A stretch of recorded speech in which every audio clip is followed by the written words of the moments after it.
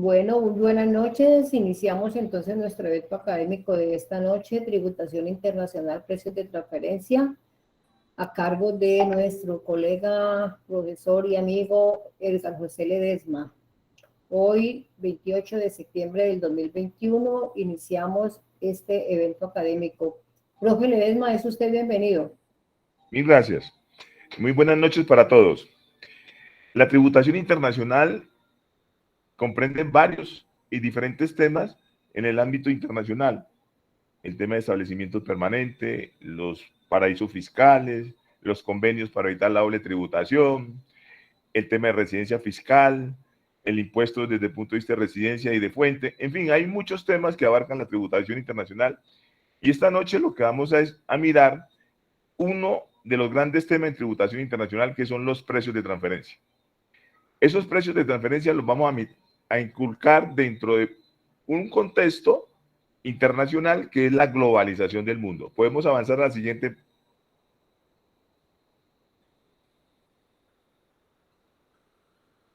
Entonces, como ven, ese mapamundi, donde se ven diferentes marcas que están regadas o distribuidas por todo el mundo, ¿eso qué conlleva? Que son una empresa, una comunidad, una asociación, ejemplo, digamos, Coca-Cola. Coca-Cola hoy en día puede estar en más de 200 países del mundo, desarrollando su marca a través de una distribución de un producto que todos consumimos, Coca-Cola. ¿Y por qué podemos consumir Coca-Cola? Porque estamos en un mundo globalizado. Y las multinacionales lo que hacen es ampliar sus mercados con el fin de elevar sus niveles de consumo. Entonces ya tenemos un aspecto importante allí. Cómo una multinacional ejerce actividad comercial en diferentes partes del mundo y con un control ubicado, puede ser en los Estados Unidos o puede ser en un paraíso fiscal. Siguiente lámina. ¿Por qué se da la globalización? ¿Por qué estamos en un mundo globalizado? En primera instancia, la expansión del comercio mundial. Las multinacionales quieren expandir su comercio, buscar mayores niveles de consumo. El incremento en la inversión extranjera. La inversión extranjera en el mundo es muy importante porque hay algunos países como el nuestro, ejemplo, no tenemos los recursos necesarios para desarrollar ciertas actividades económicas en el país. Ejemplo, la minería, o sea, minería a gran escala, ¿no? Industrial, el tema del carbón, el tema del petróleo. Entonces se requieren inversiones importantes para poder desarrollar ciertas actividades económicas. Y eso no solo pasa en Colombia, eso solo puede ocurrir en cualquier parte del mundo. Y en cualquier parte del mundo pueden estar desarrollando actividades con extranjeros que van y desarrollan una inversión en un país determinado. La expansión de las empresas multinacionales, tema Coca-Cola, que ya lo explicamos. La integración de las comunidades, la integración de la Comunidad Europea. ¿Por qué se integró Europa en un solo contexto universal desde el punto de vista del comercio? Con tener mayores niveles de consumidores en un ámbito geográfico unificado como la Comunidad Europea. La siguiente lámina.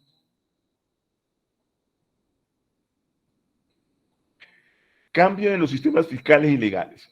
¿A esto a qué nos lleva? A que como estamos en un mundo globalizado, nuestros procesos internos o nuestras normas internas a veces chocan con las normas internacionales. Entonces los países deben buscar mecanismos de adaptar sus normas internas a las normas internacionales.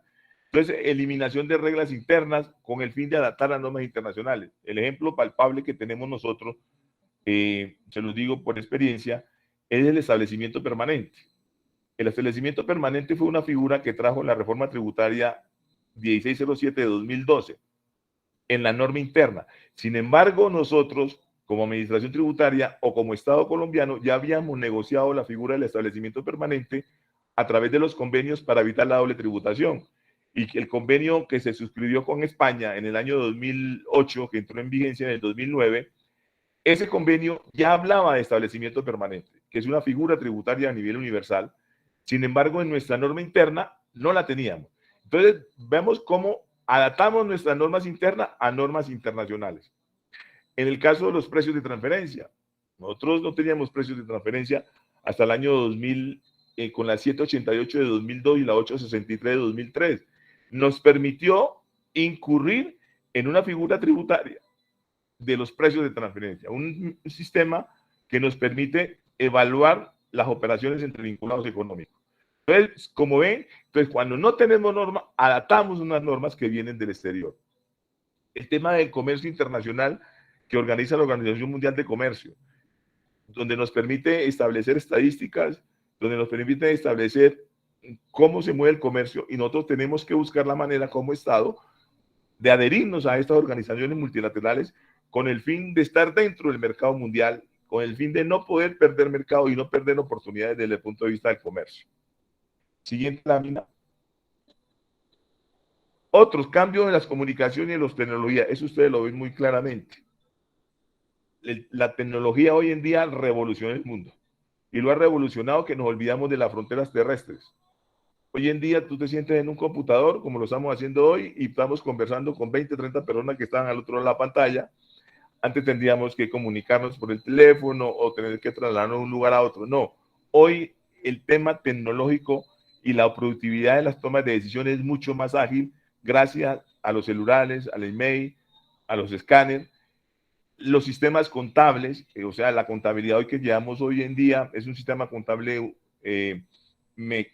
tecnológico, donde una compañía que se puede ubicar en un paraíso fiscal y allá llevan 300 o 400 contabilidades a nivel del mundo con el fin de abaratar los costos y generar mayores niveles de utilidades. Tercero, siguiente. Y los otros cambios que vienen se han originado debido a esta globalización es la reingeniería y las reestructuraciones de las compañías. En una ocasión vi en la universidad el tema de reingeniería. ¿Cómo yo hago reingeniería en una compañía? Entonces establezco cómo me comporto dentro de mi proceso productivo y qué creo que estoy fallando dentro de ese proceso productivo, dentro de un ámbito nuevo que me permite y me obliga a mayores exigencias de producción o a mayores exigencias de consumo también. Entonces, hacer reingeniería, las compañías hoy hacen reingeniería. Las compañías también hacen el tema de asociarse, fusionarse, escindirse, con el propósito de buscar mayores niveles de competitividad a nivel del mercado mundial. Porque no estamos solos en Colombia. Alguien está produciendo zapatos en Colombia y mucha gente está produciendo zapatos a nivel del mundo. Y todo aquel que quiere producir quisiera llevar su producto al ámbito del exterior. Eso conlleva a una organización mundial y requiere herramientas e instrumentos a nivel de carácter mundial. Las alianzas. Hay compañías que son expertas en comercializar, hay otras que son expertas en manufacturar, hay otras que son expertas en mantenimiento o en seguro. Y cuando son compañías demasiado grandes que tienen varias líneas de negocio, en una reingeniería lo que se busca es, bueno, ¿qué es más importante o qué hacemos mejor? ¿Producir, distribuir o hacer mantenimiento o vender seguros?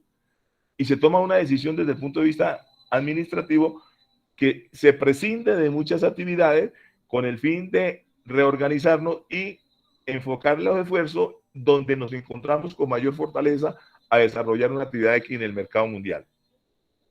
Entonces, esos 4 factores que les acabo de decir, y pueden haber muchos más, que les acabo de decir, son las herramientas que ha venido evolucionando el mundo, y esta globalización hace que nosotros seamos ciudadanos del mundo y al mismo tiempo tenemos que competir con el mundo.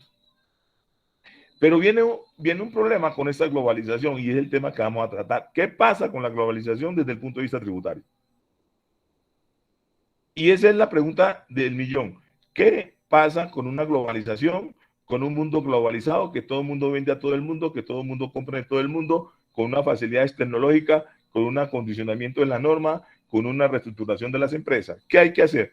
¿Qué hacen las administraciones tributarias? ¿Qué deben hacer las administraciones tributarias ante un fenómeno tan poderoso como es la globalización?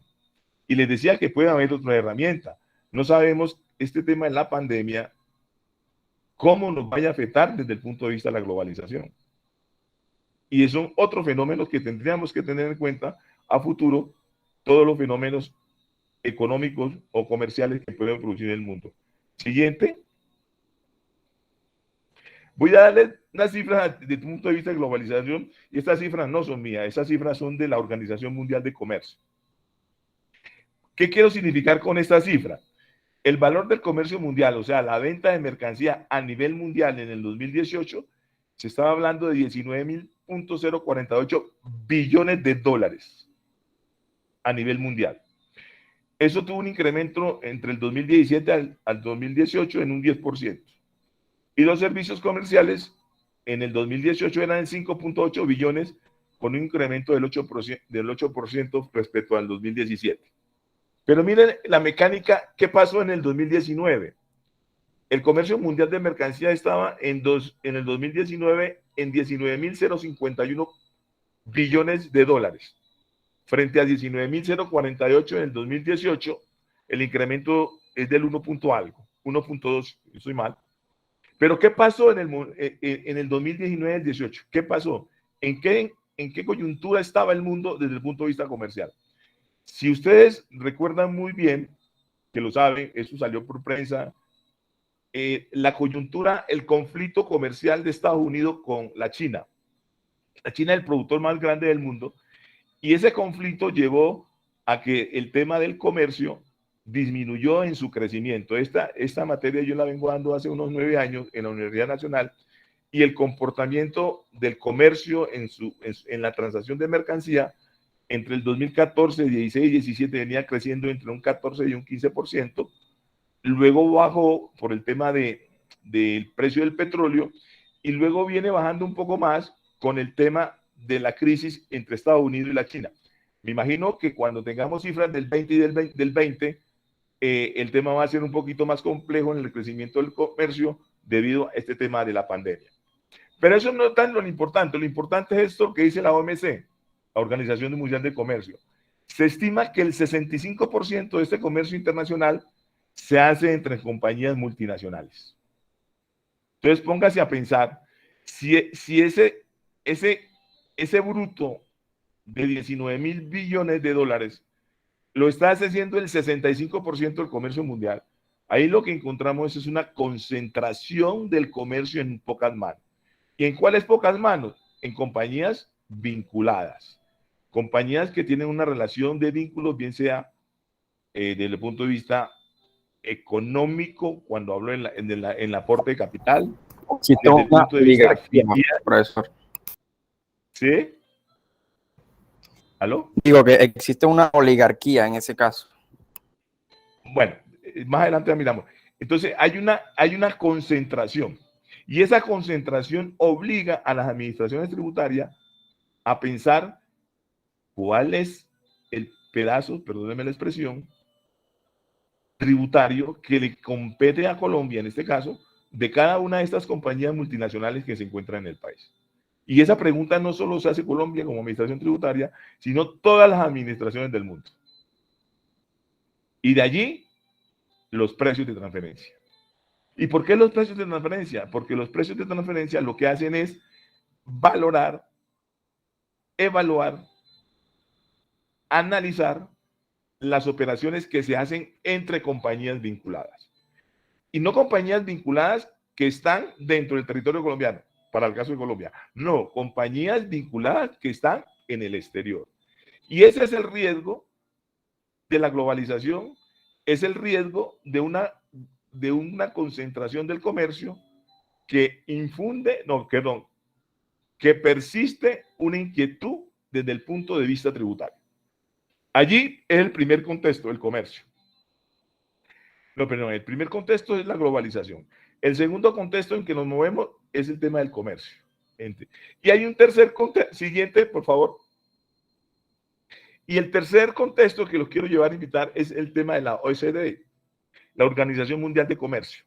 Perdón, la Organización para la Cooperación y Desarrollo Económico, la OCDE. ¿Por qué hablo de la OCDE? Porque Colombia, cuando inició el tema de precios de transferencia, su norma, que más adelante la vamos a ver, la norma colombiana, es muy escasa para la aplicabilidad del tema de precios.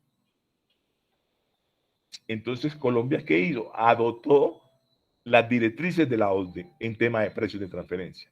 Y eso vino acorde con una decisión de la Corte Suprema, la Corte Constitucional, que le permitía a Colombia estimular sus desarrollos de precios de transferencia desde el punto de vista tributario, adoptando esta normatividad internacional, porque no era de nuestro ordenamiento propio. Hoy en día, Colombia ya hace parte de OCDE. En el 2018, 2019, hacemos parte, unos dicen que somos el 37, otros dicen que somos el 38 miembros de la Organización Mundial o la Cooperación y Desarrollo Económico. ¿Y eso qué nos lleva? A que esas normas que utilizábamos en el pasado, por una decisión de la Corte Constitucional, hoy nos permite porque somos miembros de esa organización. ¿Pero qué era la OCDE en el pasado? No se llamaba OCDE como hoy, sino que se llamaba Organización Económica de Cooperación Europea. ¿Y por qué se llamaba así? Después de la Segunda Guerra Mundial, con la devastación de Europa, en los Estados Unidos, a través de un plan Marshall, reestructuró Europa y lo volvió viable a través de inversión desarrollada por los americanos, obviamente en conjunto con los europeos. Una vez Europa queda funcionando, por decirlo de alguna manera, después de la Segunda Guerra Mundial, la organización quedó allí. Y en el año 60 dicen, bueno, ¿qué hacemos con esta organización? Y le cambiaron el nombre y le dijeron Organización para la Cooperación y Desarrollo Económico, en organismo internacional que tiene como objeto promover políticas para mejorar el bienestar social y económico en todos los pueblos del mundo. Pero eso es la filosofía general, porque no solo abarca la OCDE el tema tributario, no. La OCDE abarca muchos otros temas que hacen parte del desarrollo económico de los países, temas de educación, de salud, de gobierno, de justicia, de agricultura. Tengo entendido que son como 44 ítems. Y dentro de los ítems tributarios está para Colombia el tema de precios de transferencia. O sea, los precios de transferencia que Colombia utiliza son modelo Organización para la Cooperación y Desarrollo Económico, la OCDE. Por eso quería que ustedes supieran por qué hablamos de OCDE, porque la recomendación de la OCDE es la utilización de sus precios de transferencia bajo esa batuta de directrices de la OCDE, porque nosotros podemos hablar de precios de transferencia modelo americano, podemos hablar de precios de transferencia modelo ONU, y podemos hablar de precios de transferencia modelo Banco Mundial. Porque los precios de transferencia no son de ahora.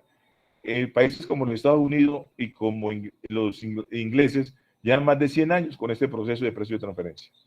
Bueno, simplemente quería colocarlos dentro de este contexto, OCDE, porque estamos afiliados a la OCDE, y porque al mismo tiempo cumplimos las directrices de la OCDE sobre precios de transferencia, el tema de la globalización del mundo y el tema del comercio y la concentración del comercio en pocas manos. Siguiente diapositiva. Bueno, hay unas políticas de OCDE que dice, el crecimiento de las empresas multinacionales plantea cuestiones fiscales cada vez más complejas, lo que debe abordarse en un contexto internacional amplio y no solo en el ámbito local. ¿Qué es lo que quiere decir la OCDE? Y vuelve al tema de globalización. Estamos en un mundo globalizado y el desarrollo es global. Entonces, ellos pretenden que haya normas universales para todo el mundo.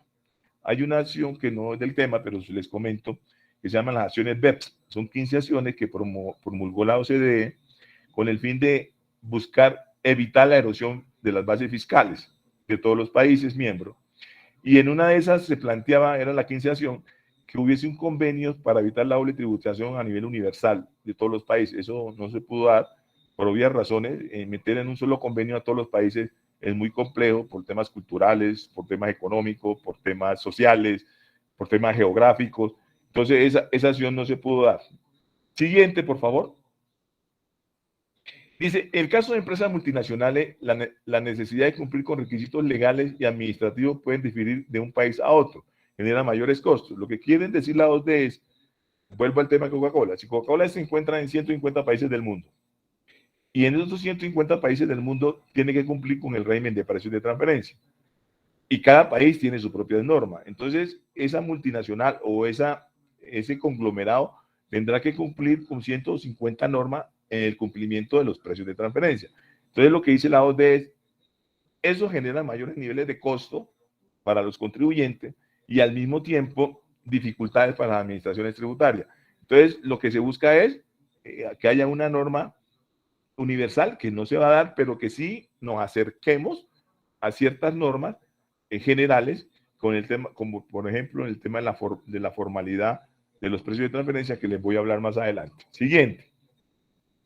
Bueno, esta lámina lo que tiene es toda la norma colombiana, lo que tenemos hoy sobre precios de transferencia. Eso es nuestra norma. Pero eso es una norma desde el punto de vista formal. ¿Qué hago? ¿Qué dejo de hacer? Pero el fondo, la sustancia de precios de transferencia es otra cosa que la vamos a separar. Entonces, la norma, ¿qué dice en la norma colombiana? Esto va entre el artículo 260-1 al artículo 260-11.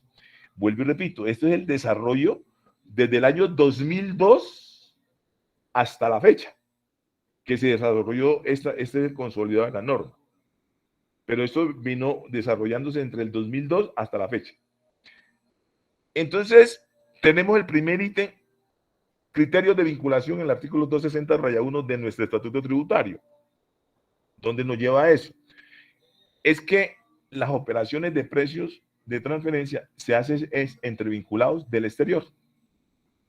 Y una vinculación puede hacerse, eso para que lo miren más adelante, y aquí yo simplemente lo voy a enumerar y le doy grandes rasgos, ejemplos. En la vinculación puede ser que yo tenga la participación. ¡Cállese, señora! ¡Váyase a la mierda! Más del 50% de la participación de la compañía que está en Colombia o de la compañía que está en el exterior. O mi esposa tenga el 50% y yo tenga el otro 50% de la compañía que está en el exterior. Ahí hay una vinculación desde el punto de vista económico.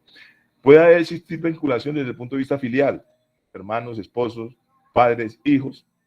Puede haber vinculación desde el punto de vista administrativo, que la toma de decisiones depende de una junta directiva que se encuentra en determinado lugar del mundo y esas decisiones son competencia única y exclusivamente de esa junta directiva para todas las compañías del grupo. Eso hay una vinculación, desde el punto de vista administrativo. En fin, ahí hay muchos, en ese artículo le van a encontrar ustedes cuáles son las características de estar vinculado. Pero la premisa primordial para estar en precios de transferencia es que haya vinculación en las compañías que está una en Colombia o la otra en el exterior, o viceversa. Operaciones vinculadas. ¿Qué es una operación vinculada? Que yo compre o venda un servicio o un bien a mi compañía vinculada. Eso ya. Primero, tengo la vinculación y segundo, hago una transacción. Eso es lo que habla el artículo 260-2. El 260-3 establece unos métodos para cuantificar desde el punto de vista cuantitativo cómo debo medir esta operación entre vinculado desde el punto de vista matemático, desde el punto de vista de precio o desde el punto de vista de margen de rentabilidad. Mucho más adelante me van a entender eso. Pero hay 5 métodos que más adelante lo vamos a mirar. Criterios de comparabilidad. Cuando yo comparo un producto que yo estoy vendiendo al exterior, hay una fase en la evaluación del desarrollo de los precios de transferencia que debo comparar si el producto que yo vendo al exterior a mi vinculado cumple si un tercero independiente que vende ese mismo producto cumple con el principio de mercado o el principio de plena competencia. Ahorita cuando entremos a la definición de precios van a entenderme eso. Documentación comprobatoria. Bueno, esta es una de las obligaciones formales que tiene la Administración Tributaria colombiana.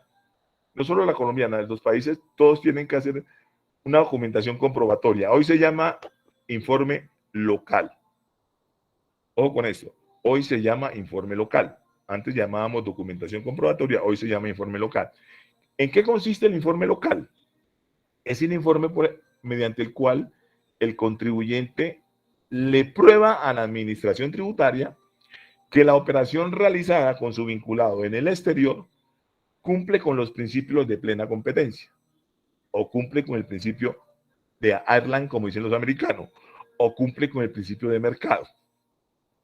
Pero para yo entrar en el principio de plena competencia, yo debo hacer una evaluación de los precios de transferencia. Pero dejémoslo allí. Y es la manera en que el contribuyente le dice con quién hizo la operación, el monto de la operación, cuándo la realicé, con quién la hice, cuáles fueron las condiciones económicas del mercado, cuáles fueron mis comparables, cuáles fueron mi rango, y le determina y concluye diciéndole que su operación está de plena competencia. Ya le competirá, es competencia, perdón, de la administración tributaria evaluar y definir si el contribuyente cumple o no con el principio de plena competencia. Ajuste es un tema tributario internacional. Cuando vean tributación internacional, lo que no han visto, lo que no lo han visto, consiste en que, pero para ver ese ajuste debe haber un convenio para evitar la doble tributación. Si no hay convenio entre los dos países, no se puede hacer ajuste. Eso implica un ajuste primario en la jurisdicción que se considera perjudicada desde el punto de vista del ingreso o del gasto, y en el otro estado tendrían que hacer un ajuste correlativo para que no hubiese una doble tributación. Paraísos fiscales es una herramienta fundamental en planeación tributaria internacional. Es una herramienta que unos consideran viable, otros no son tan viable o aconsejable porque erosionan las bases fiscales de los países, pero eso es una discusión desde el punto de vista ético, pero desde el punto de vista de la administración tributaria colombiana, desde el punto de vista de la OCDE y de los 7 países, los 7 países del G, consideran que los paraísos fiscales sí son una herramienta abusiva contra las erosiones de las bases gravables de los países. Costos y deducciones. Ustedes son tributaristas todos, me imagino. Hay un artículo 35, claro, que habla de intereses presuntos. Es un ejemplo que les voy a dar. Dice que cuando un socio le pide prestada a la compañía, o la compañía le presta a un socio, y no le cobra intereses, cuando la administración tributaria sí le dice, debe haber una presunción de ingreso por ese préstamo dado al socio. Lo que dice este artículo es que si las transacciones que están establecidas o competen al artículo 35, 90, 124, 151 y 152 del Estatuto Tributario, haya una operación de entre vinculados económicos, no aplican estos artículos. Se debe dar cumplimiento al régimen de precios de transferencia. La otra obligación 260-9 son las obligaciones, otra obligación formal. La otra obligación formal que tenemos en Colombia es presentar una declaración de precios de transferencia. De una vez les digo, precios de transferencia no es un nuevo impuesto, no. Es un impuesto a la renta para aquellas operaciones que se hagan con vinculados del exterior. Entonces, conclusión para todos ustedes, para mi tema de hoy. Tenemos dos obligaciones formales: declarar si estoy obligado y documentar si estoy obligado. Esas son las dos obligaciones formales que existen en Colombia. Debo declarar, hacer una declaración de precio, y tengo que presentar una documentación comprobatoria. Hoy, vuelvo, insisto, se llama informe local. Esas son mis obligaciones formales que yo tengo en Colombia. Eso lo deben tener muy claro. Bueno, el artículo 260-10 habla de acuerdos anticipados de precios. A ver, los acuerdos anticipados de precio son un acuerdo a que llegan y suscriben el contribuyente con la administración tributaria. Pero esto es previo, antes de, no posterior a la operación de precios. No, es antes. Esta operación yo voy a la administración y le digo, mire, yo voy a venderle zapato a mi compañía del exterior. La valoración la hice de esta manera, mis comparables son estos, el método que yo utilicé es esto, mis ajustes son estos, y considero que el margen de rentabilidad que yo hoy ofrezco en esta operación de venta de zapato es del 4%, y considero que está dentro del mercado y establezco un rango de precios de compañías comparables. Eso es una manera. ¿Cuál es el propósito de eso? De acortar diferencias litigiosas entre la administración tributaria y el contribuyente. Porque si ya la administración tributaria y el contribuyente pactaron, acordaron un precio o un margen de rentabilidad, entonces la administración tributaria ya no lo va a legislar desde el punto de vista si hay si hay alguna inconsistencia en la operación, porque yo ya pacté con él. Solo en la eventualidad de que lo pactado no se cumpla, yo le preguntaría al contribuyente como administración ¿por qué no me cumple con el margen del 4% de rentabilidad? Me quiere decir que bajó su margen de rentabilidad. Esa es la única manera. Pero, ¿qué me permite o qué le permite a las administraciones tributarias? Vuelvo y repito, evitar conflictos en el futuro. Porque yo ya acordé con mi contribuyente cómo se iba a comportar. Este es un tema que no es de precios, pero es antes de la realización de las operaciones. Entonces yo no lo voy a tocar porque es otro tema bien grueso. Luego tenemos las sanciones. Hay un régimen sancionatorio para el tema de la declaración, que es la obligación formal principal, y para el tema del informe local o la documentación comprobatoria. Entonces, ahí cuando ustedes ven el artículo 60-11, allí van a encontrar el régimen sancionatorio. ¿Para qué? ¿Qué sancionan allá? Omisiones, errores de información, inconsistencias, no presentar oportunamente tanto la documentación como la declaración. ¿Qué más puede poner? Inconsistencia en lo declarado y en lo documentado. Entonces, ese es un régimen para sancionar únicamente. Ahora, el tema tributario, el grueso, la sustancia, es lo más complejo, que lo vamos a hablar más adelante de manera ligera, porque es muy complejo. Vamos a ver si ustedes me entienden. Ahora bien, ¿qué hay de más en la norma de nosotros? Hay un decreto reglamentario, que es el 2120 de 2017. Este decreto reglamenta todos estos artículos anteriores. Ahí te hablan de vinculación, ahí te hablan de qué operaciones son vinculadas. Hay como 48 operaciones tipo a nivel Colombia. Te hablan de cuáles son los criterios de comparabilidad, qué requisito debo requerir o cumplir para el tema del informe local. Te hablan de ajustes, te hablan de paraísos fiscales, te hablan más en detalle de lo que yo en un resumen global he hecho de la norma. Pero si ustedes van al decreto 2120 y obviamente y en la lectura de cada uno de estos artículos, van a entender con mayor precisión el tema de la normatividad colombiana. Entonces, el decreto 2120 es el decreto reglamentario para el tema de la reglamentación en precios de transferencia en Colombia. Y tenemos las directrices de OCDE. Y las directrices de OCDE son aquellas políticas generales, no te obligan, sino unas políticas generales del comportamiento para las operaciones de precios. Entonces, hablamos de venta de commodities o compra de commodities, podemos hablar del tema de operaciones de venta de productos manufacturados o de productos para distribución. En fin, es un compendio de información que le permita a las administraciones tributarias tener una guía de cómo tratar, discutir, evaluar, solucionar un tema de precio de transferencia con su par, en este caso el contribuyente. Esas guías, las últimas que yo conozco y están en español y que las puede uno leer, son del año 2017, en la última actualización que se hizo. Y como les decía, la sentencia C90 de la Corte Constitucional del 12 de diciembre de 2003, esa sentencia nos permitió a la Administración Tributaria tomar como referencia las directrices, porque antes no lo éramos parte de OCDE.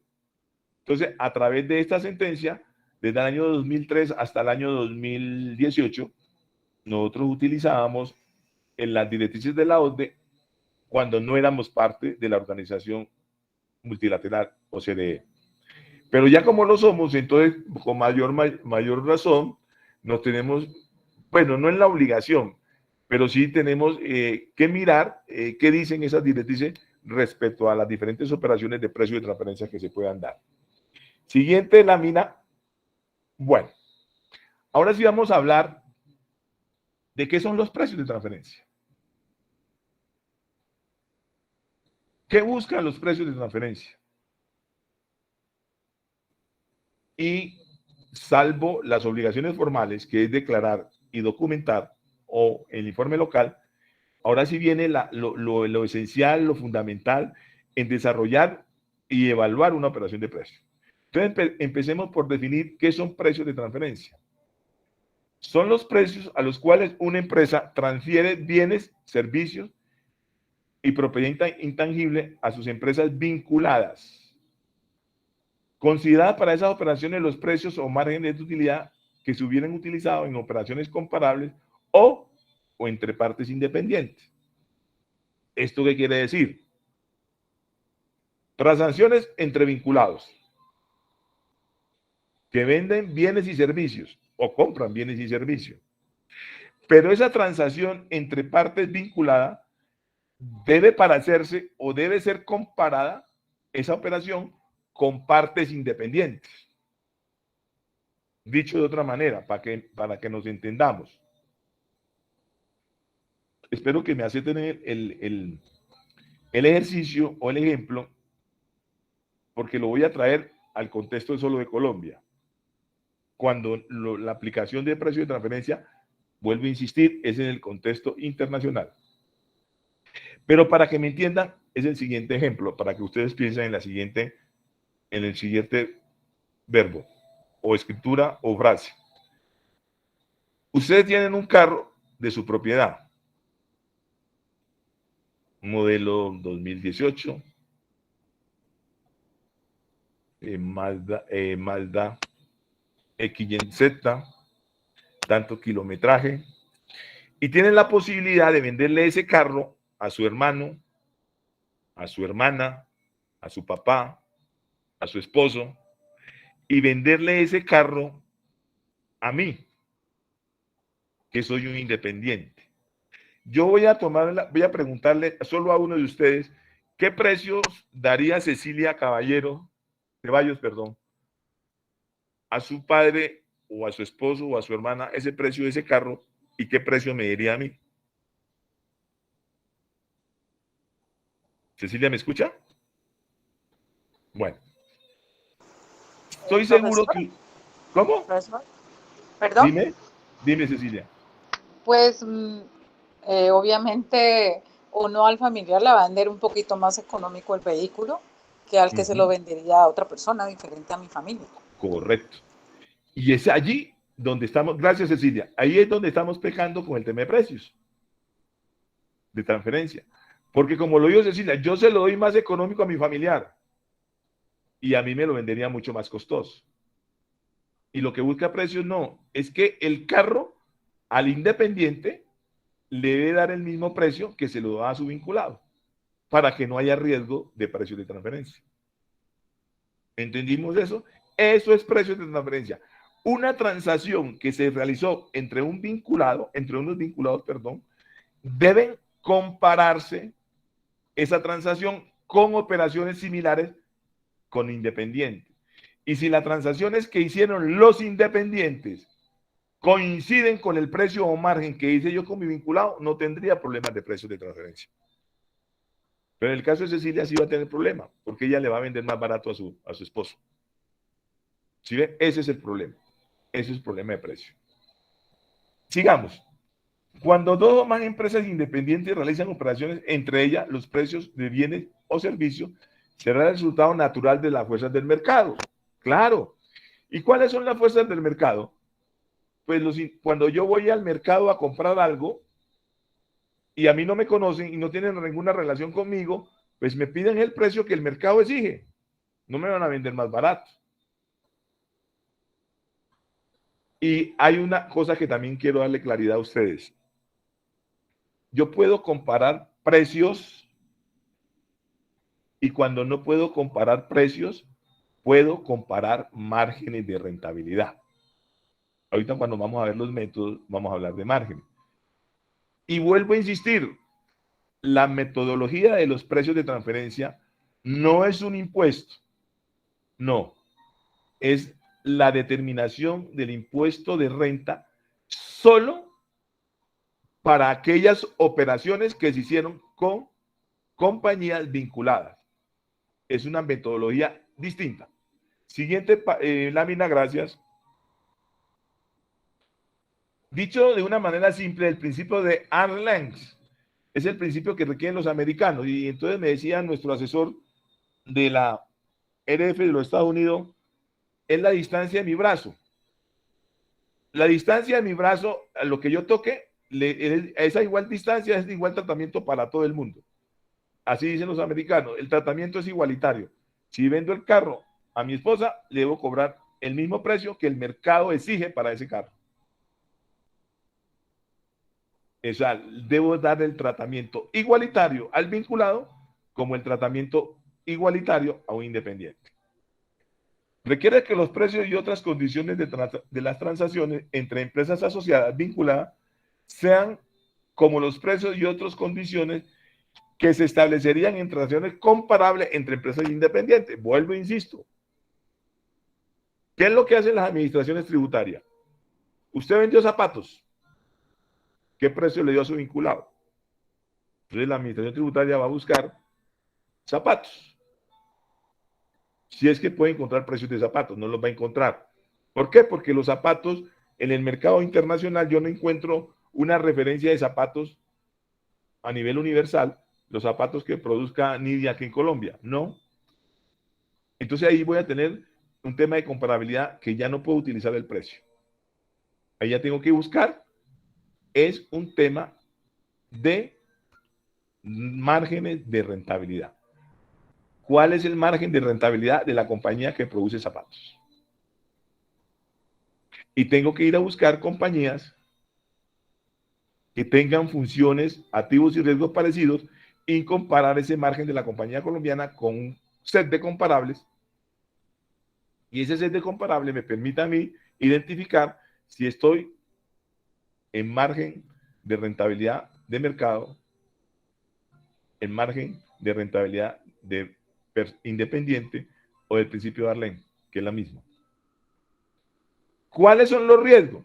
Se puede afirmar de manera general que el estudio de los precios de transferencia tiene que ver con la valoración del carácter económico llevado a cabo sobre las transacciones comerciales realizadas entre empresas vinculadas, lo que pone en juego las utilidades obtenidas por las diferentes empresas y genera la posibilidad de trasladar beneficios de una a otra jurisdicción, ahí me falta, con el fin de maximizar el rendimiento y minimizar la carga tributaria. Usted dirá, ¿qué quiere decir con todo ese enredo? Muy sencillo. Ustedes se ubican en Colombia, se ubican en los Estados Unidos, que tienen una compañía en los Estados Unidos, y se ubican también en un paraíso fiscal. Son 3 compañías que están todas vinculadas y su administración depende de Colombia. ¿Cómo maximizo yo la rentabilidad en Colombia y minimizo los costos? Perdón, maximizo los costos con el fin de erosionar la base fiscal colombiana. Entonces yo le vendo a Estados Unidos, pero la venta no la hago directamente a Estados Unidos, sino que se lo vendo a través del paraíso fiscal. Cuando yo vendo en Colombia al paraíso fiscal, sale a un costo menor que el paraíso fiscal le vende a Estados Unidos y es la misma compañía y es el mismo producto. Entonces, ¿qué está pasando?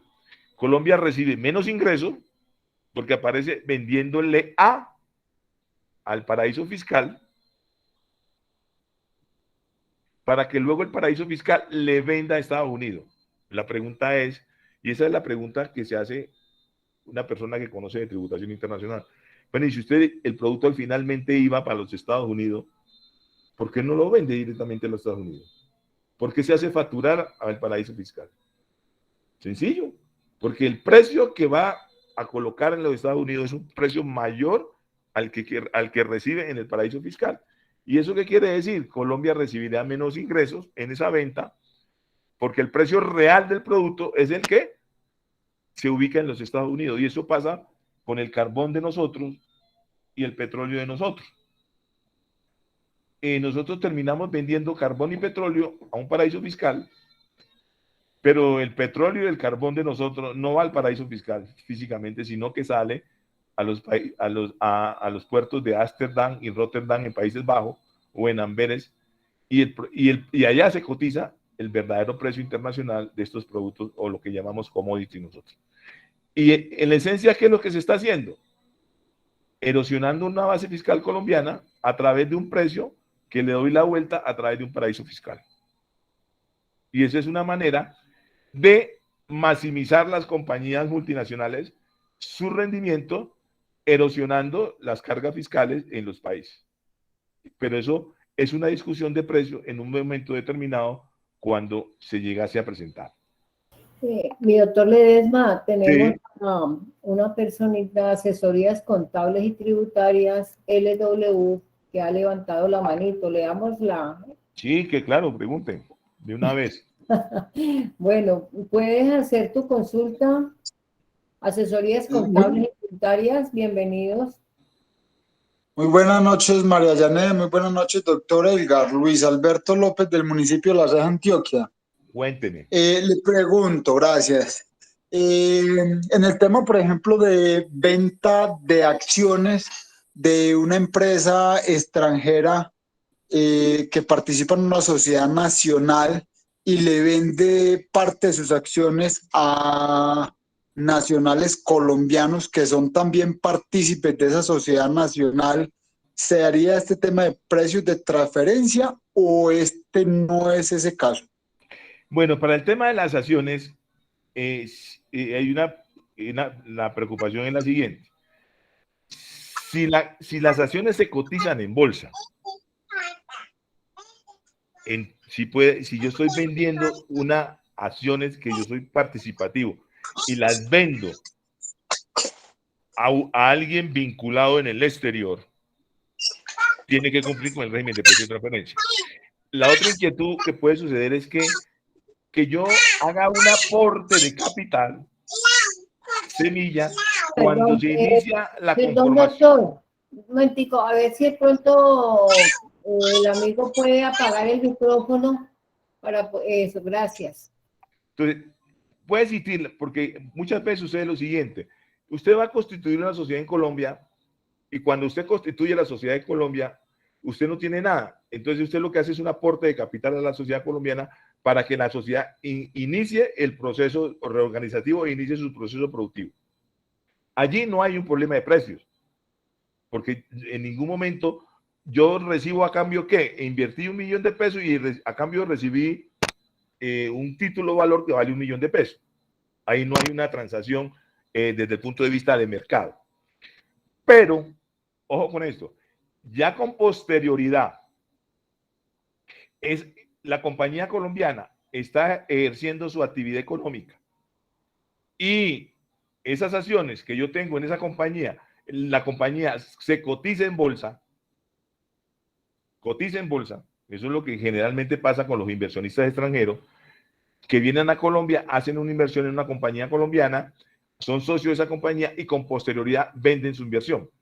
Allí sí puede haber un problema de precio, porque ya hay un activo que tiene un valor en el mercado, bien sea a través de una bolsa de valores, bien sea a través de libros, que puede ser un valor intrínseco, incrementado en un 30% según la norma, o puede ser un valor de mercado producto de una valoración de la empresa.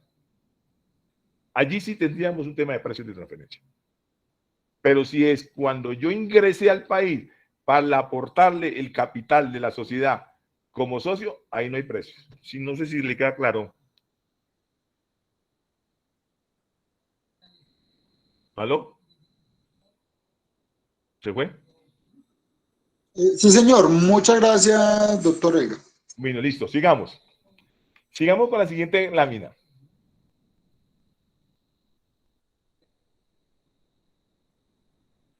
Bueno, hay un tema muy importante. Quiero que ustedes lo sepan, pero esto es mucho más para las administraciones tributarias. Para que yo haga un análisis de comparabilidad en precios de transferencia, la información tiene que ser de público conocimiento. O sea, que las partes puedan conocer la información, bien sea que yo compare un producto con otro, que yo compare margen de rentabilidad con otro, que yo compare características de un producto con otro, que yo compare métodos con otro, pero eso que sea público. Si eso no es público, no puedo yo ir a discutirle a un contribuyente que yo le saque una información que el contribuyente no pueda también mirarla y soportarla. Pero este es un tema más bien para las administraciones tributarias, simplemente es un registro, o sea, ¿Qué es público? La declaración de precio de transferencia. La conoce el contribuyente y la conoce la administración tributaria. La documentación comprobatoria también la conoce la administración tributaria y la conoce el contribuyente. Ahora, la información que va en esa, en esa documentación, el contribuyente tiene que decir de dónde la sacó la información y cuáles son los soportes.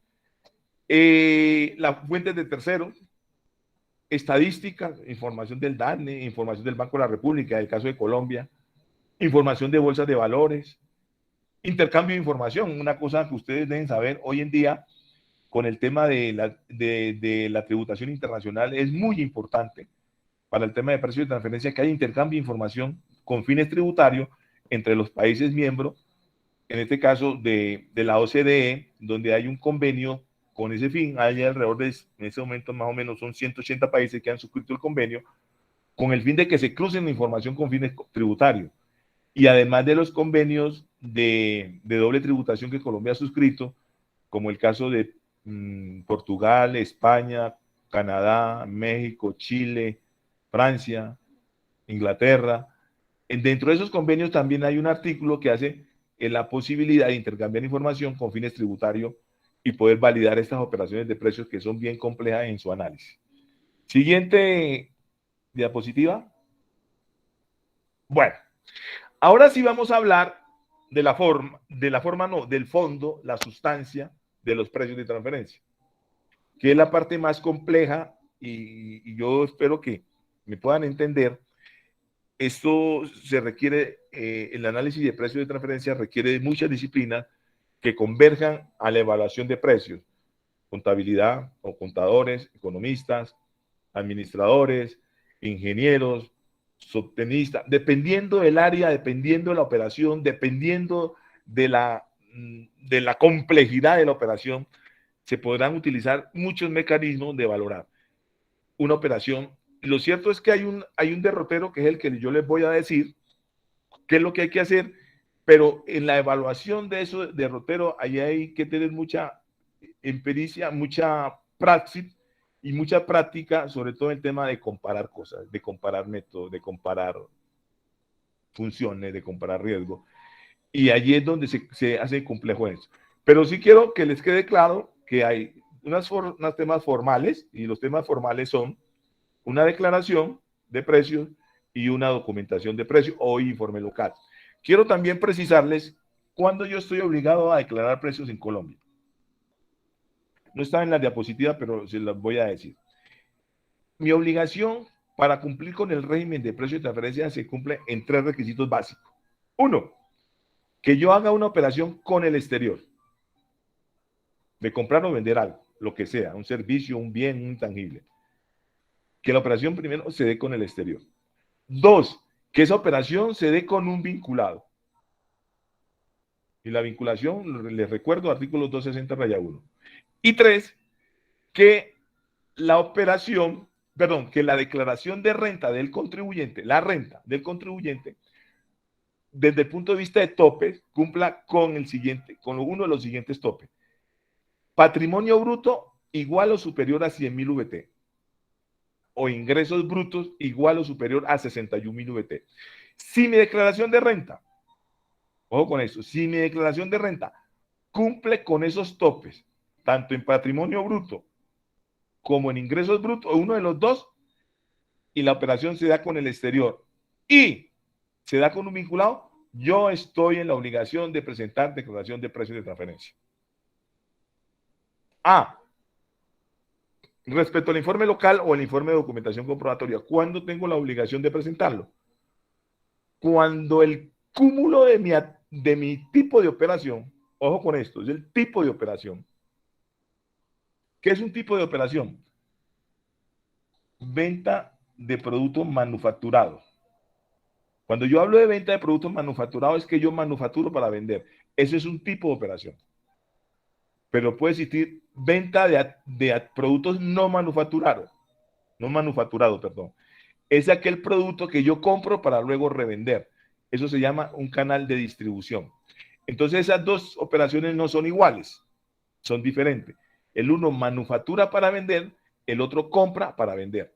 Entonces cuando el tipo de operación sea igual y la sumatoria del año sume 45.000 VT, estoy en la obligación de presentar mi informe local. Antes no. Siguiente precisión. El tema de los paraísos fiscales. En los paraísos fiscales, la norma colombiana establece que no le interesa el tope en la declaración de renta. El solo hecho de usted hacer una transacción con una jurisdicción calificada hoy en día de baja o nula imposición debe cumplir con el régimen de precio de transferencia. No importa el tope de la renta, del tope de patrimonio e ingreso. Y no importa que haya o no vinculación con el paraíso fiscal. ¿Por qué? Porque la administración tributaria lo que está buscando es que no le erosione la base fiscal colombiana a través de hacer operaciones a través de un paraíso fiscal. Esa es una connotación especial. Otra connotación especial que trae la norma. Yo les decía a ustedes que la operación se dé con el exterior. Y entonces hay una connotación especial sobre las zonas francas en Colombia. Si una compañía colombiana ubicada en el territorio aduanero nacional hace una operación con una compañía vinculada en zona franca, es decir, si yo lo miro geográficamente es el mismo territorio colombiano, pero ahí Colombia dijo, no, si hacen una operación entre zona franca y el territorio aduanero nacional, hay precios de transferencia. ¿Y quién debe hacerlo? El que está en el TAN, en el territorio aduanero nacional, tiene la obligación de precio. O sea, declarar esa operación que hizo con la zona franca. ¿Por qué? Muy sencillo, porque la tasa de impuesto, o la tarifa de impuesto que se cobra en zona franca es diferente a la tarifa de impuesto que se cobra en el TAM. Y eso puede distorsionar la venta o el precio en un momento determinado pretendiendo una tarifa. Esa es la segunda excepción. La tercera excepción a la norma es los establecimientos permanentes. El establecimiento permanente, vuelvo y repito, lo trajo la reforma tributaria 1607 de 2012, cuando nosotros internacionalmente ya habíamos acogido la figura del establecimiento permanente. Es lo que hoy nosotros llamábamos en el pasado las sucursales de sociedad extranjera. Hoy se llaman establecimientos permanentes. Entonces, si un establecimiento permanente ubicado en Colombia, de un extranjero, obviamente, un extranjero, bien sea jurídica o natural, que viene a hacer una actividad económica en Colombia, y hace una operación con el exterior vinculado, también tiene que cumplir con el régimen de precio de transferencia. ¿Listo? Sigamos. Bueno, ahora sí vamos a hablar cuál es la metodología, la forma, el mecanismo que utilizan las administraciones tributarias para valorar estas operaciones.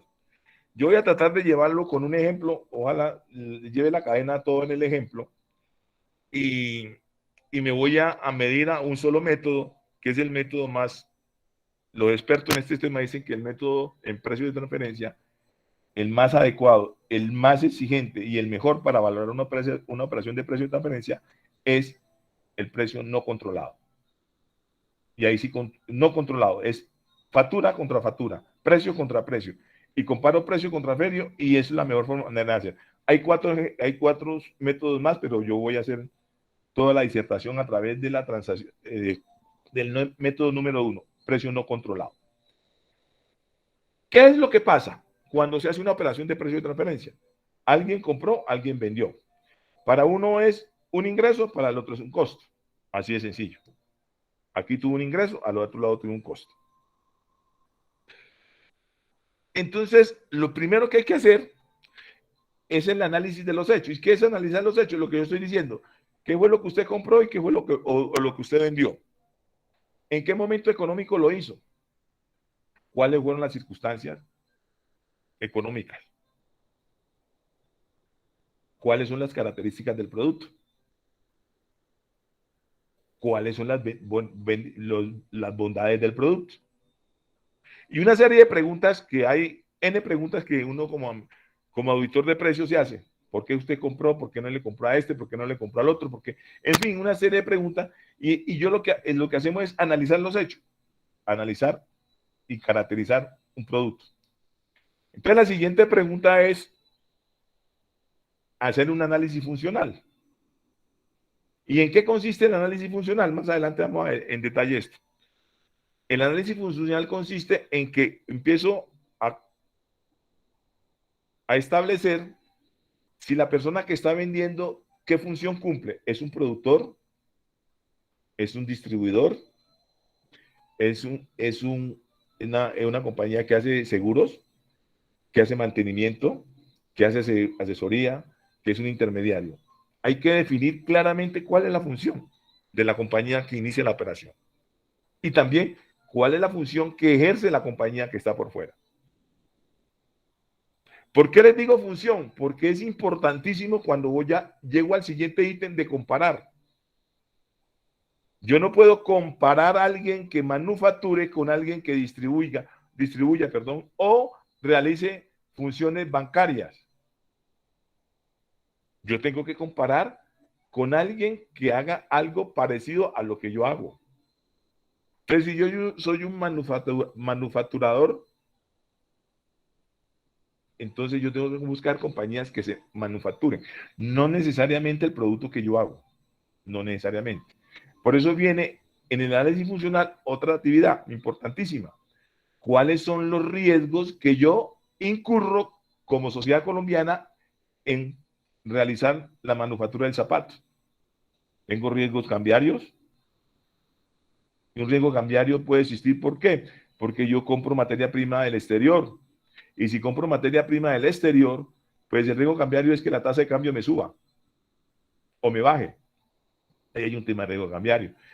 Que yo produzco zapatos, pero yo puedo tener deterioro en mi producción, bien sea la materia prima o producto terminado. Puede haber siniestros.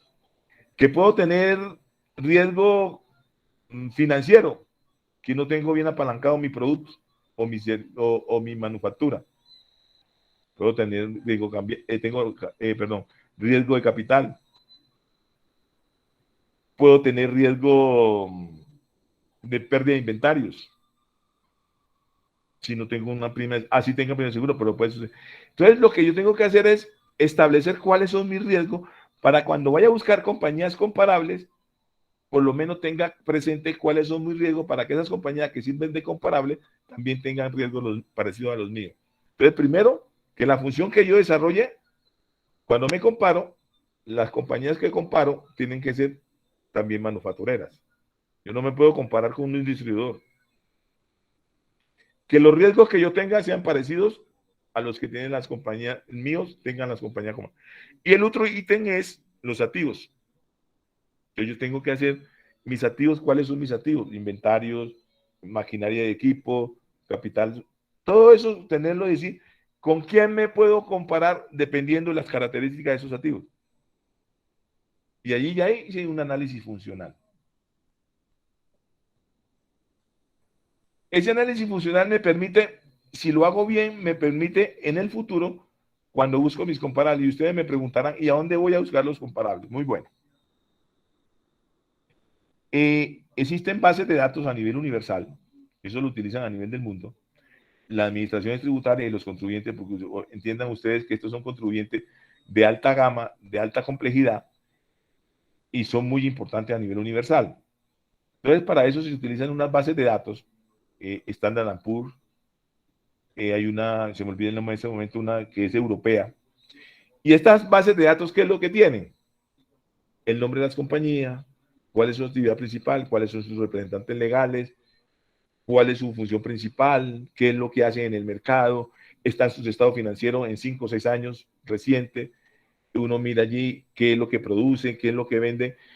Y lo que hacemos vulgarmente, perdónenme la expresión, es entrar a esas bases de datos con las características que yo tengo de mi compañía colombiana y coloco unos criterios en esas bases de datos, y esas bases de datos extraen compañías que se parecen, ojo, que se parecen, no necesariamente van a ser iguales, que son parecidas a las mías, a la mía, perdón.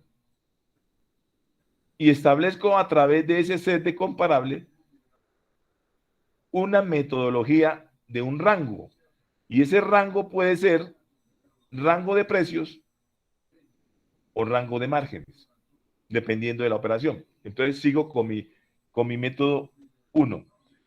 Vamos a hablar de petróleo. El petróleo colombiano que nosotros exportamos es el petróleo Brent y eso se cotiza en la bolsa de Nueva York. ¿Eso qué quiere decir?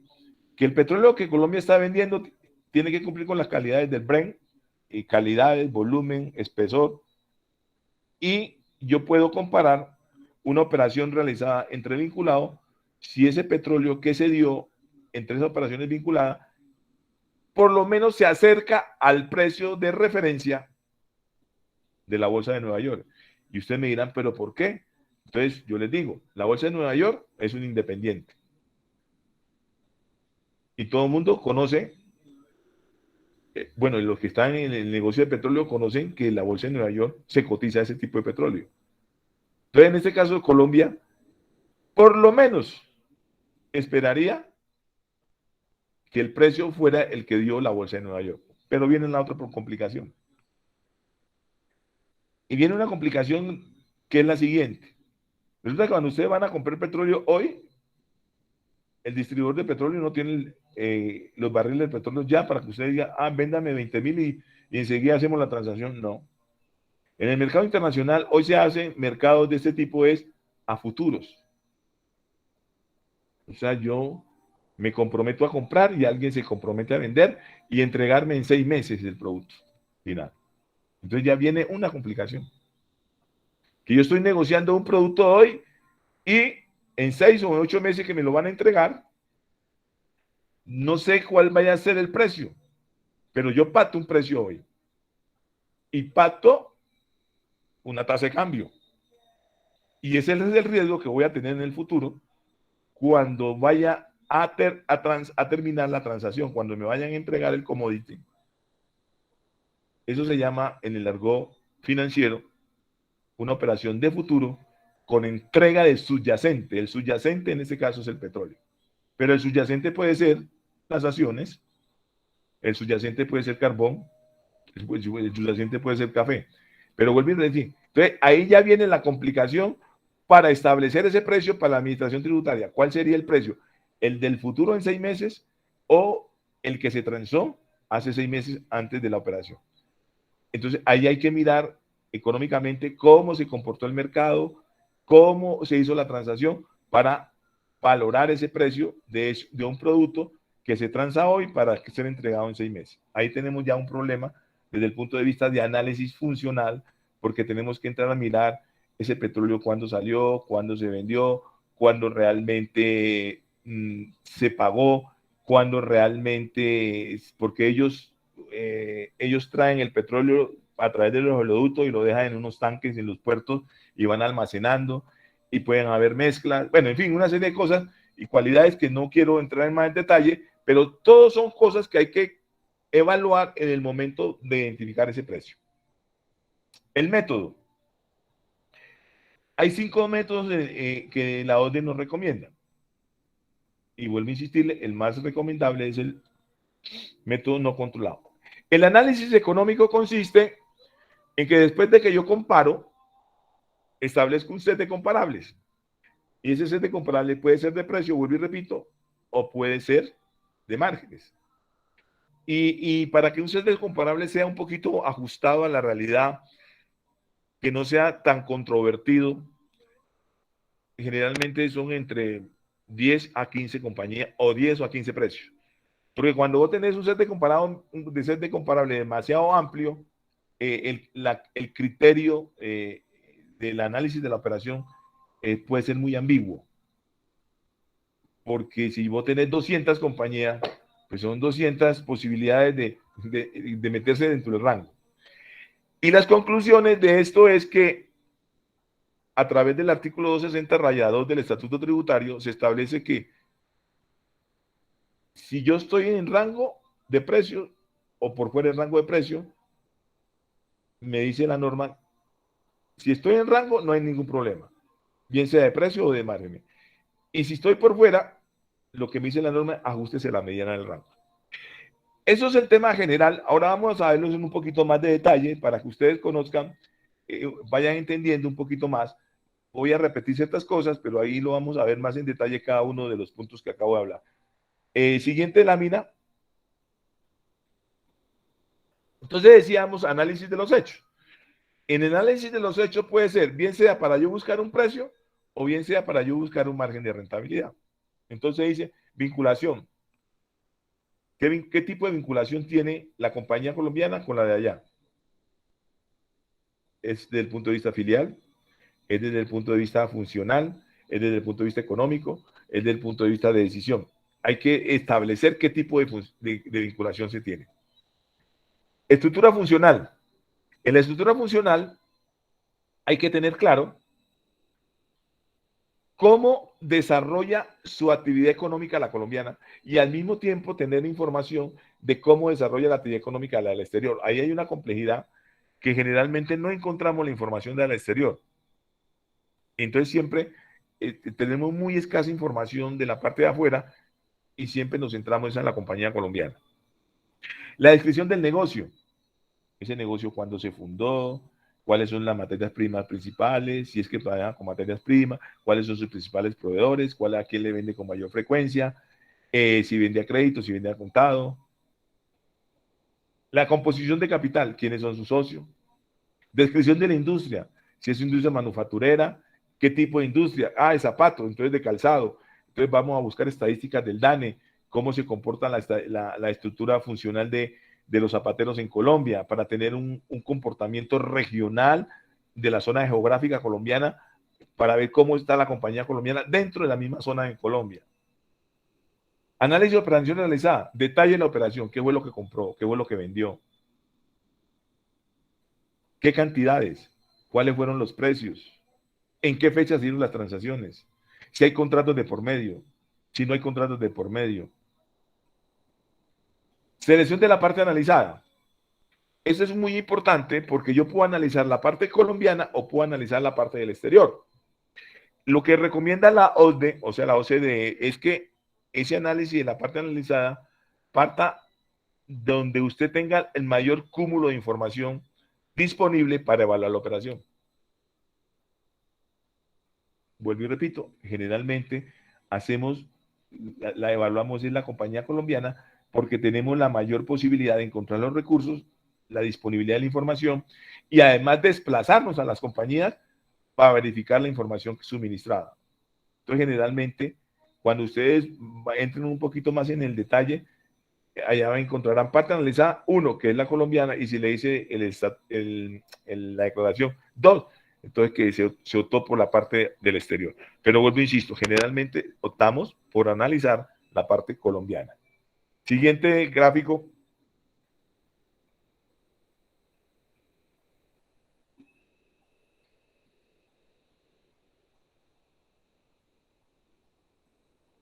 Análisis funcional. Aquí lo que quiero describirle a ustedes que yo soy manufacturero y yo me debo comportar o comparar con manufacturero. Puede ser manufacturero de lápiz, manufacturero de zapatos, manufacturero de vasos, de esferos, de camisas, pero la función principal de comparabilidad es que soy manufacturero. Ah, que yo solo hago ensamble, como el caso de la Mazda, traen todos los CDK y los traen aquí y aquí ensamblamos. Entonces yo tengo que compararme con compañías que se dedican a ensamblar. Diseño de productos, compañías que se dediquen a diseñar productos. Un diseñador de productos yo no lo puedo ir a comparar con un manufacturero. Ustedes son contadores la mayoría. ¿Cómo van a comparar la estructura contable de un diseñador de un producto con la estructura contable de una manufactura? Cuando la manufactura va a tener costos, inventarios, gastos de ventas, gastos de administración, y de pronto el diseñador va a tener unos ingresos, pero no tiene una relación de manufactura, sino de una venta de un servicio. Lo mismo un publicista. En el tema del distribuidor igual. En los precios de transferencia, cuando hablamos de distribuidor, son compañías que se dedican únicamente a comprar el bien y luego venderlo. Llaman un revendedor. Pero ahí viene una connotación. Si ese revendedor agrega canales de distribución, hace publicidad, tiene puntos de venta, ahí ese distribuidor nosotros le llamamos simple, unos compuestos. Entonces ya en análisis nos puede cambiar. Pero entonces comparo distribuidores simples con distribuidores mucho más complejos. pero un transportador, comparo transportador contra alguien que haga temas de cobranza, los abogados que hacen temas de cobranza de cartera, pues yo tengo que comparar. Lo que quiero consignar es que la función principal, debo identificar la función principal de mi parte analizada, o sea, la compañía colombiana, identificar esa función. Identificar la función, me queda claro que es manufacturero o es un distribuidor. Generalmente son las compañías que más usamos nosotros o intermediarios. Los activos involucrados, debo buscar un estado financiero. No del año de la operación, por lo menos 4 o 5 años hacia atrás, para mirar cómo es el comportamiento de la compañía. Y ahí miro los recursos empleados en equipo, en intangible, en inventarios, y establezco una ponderación de esos activos involucrados. ¿Para qué? Para cuando yo hago mi comparabilidad, yo tengo mi estructura contable desde el punto de vista de los activos. Los riesgos, pérdida de cambio, tasa de cambio, interés de mercado, por lo menos debo identificar cuáles son los riesgos que tiene mi compañía. Y para poder yo identificar los riesgos cuando voy a mirar las compañías comparables. Ahí hice mi análisis funcional de una compañía desde el punto de vista de funcional. Pero cuando no es funcional, sino de un producto, petróleo o un commodity, petróleo, carbón, entonces el funcional del producto es qué característica tiene el producto, en qué momento lo vendo, y si yo puedo comparar ese producto o tengo un precio de referencia, ojo con esto, un precio de referencia a través de una bolsa de valores. Entonces allí ya me entro es más bien a la caracterización, el funcional del producto como tal, para yo irlo a mirar con un precio de referencia a través de una bolsa de valores. Y ahí ya voy a buscar precio. Siguiente lámina.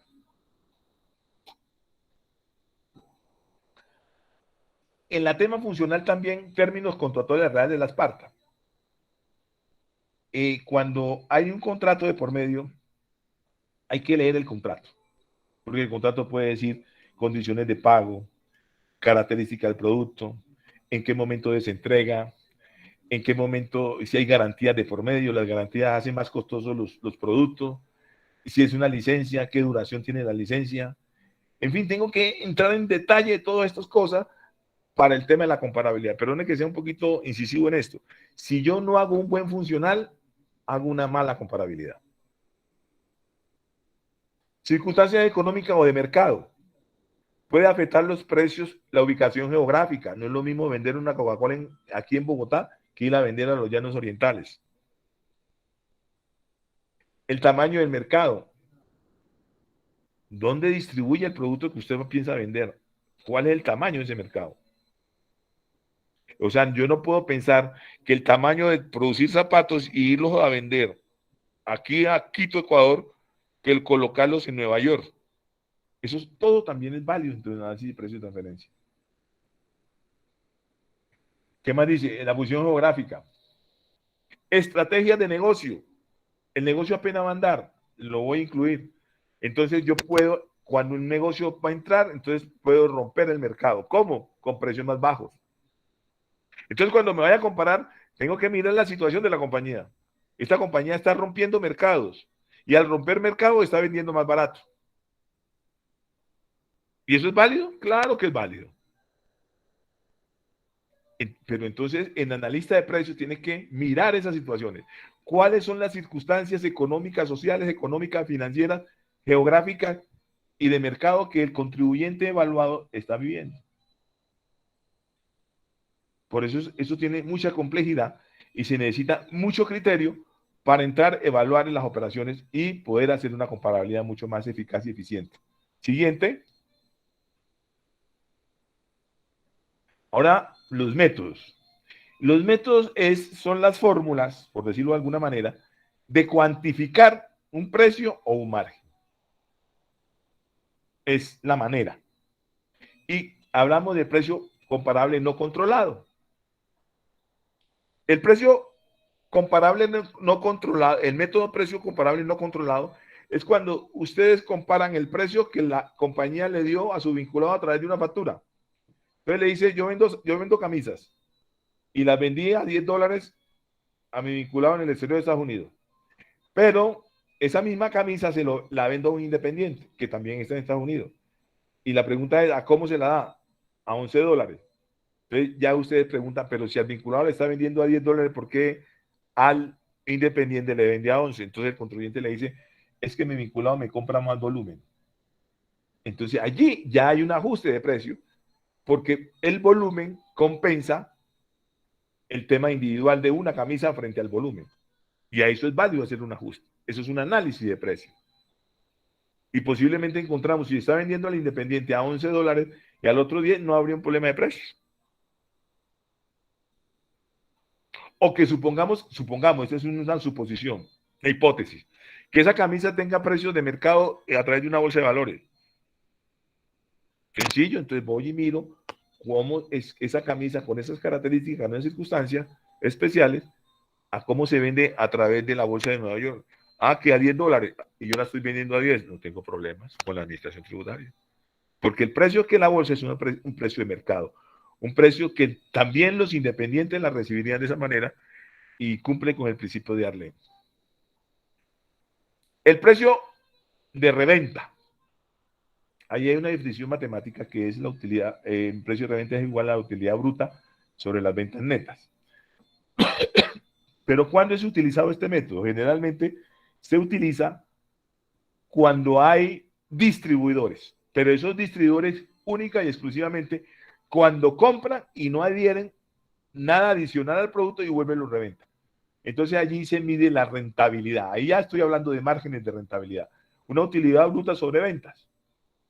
Entonces, mi parte analizada, el método es de reventa porque yo no produzco las camisas, sino que las compro a una fábrica y luego las revendo. ¿Cuál es mi costo? El precio que me dan las camisas a mí, quien me las vende. Ese es mi costo. Y pueden, bueno, esos son temas de evaluación, no es que sea una camisa de fuerza. Entonces yo digo, debe tener unos costos adicionales de mantenimiento, de transporte, digamos un 5% más. Y listo. Y yo le saco su rentabilidad. Y voy y busco compañías comparables para establecer eso es de comparable. ¿Y comparo qué? La utilidad bruta sobre las ventas. Y establezco un margen de rentabilidad de los set de comparables de utilidad bruta sobre ventas. Para hacerlo inteligible, que me lo entiendan, es, supongan ustedes que la compañía colombiana, con base a sus estados financieros, ojo, con base a sus estados financieros, reales, auditados por revisor fiscal, el margen de rentabilidad es del 4%, la compañía colombiana. Y cuando él hace los comparables, establece set de comparables, el rango de comparable con un rango de plena competencia está entre 3 y 12%. Entonces, ¿el análisis en qué consiste? Si el mercado está rentando en rentabilidad entre el 3 y el 12 y yo estoy rentando el 4, pues no tendría ningún problema. Estoy dentro del régimen de precio de transferencia, estoy dentro del régimen de independiente, cumplo con el principio de plena competencia, cumplo con el principio de Arlen, cumplo con el principio de mercado.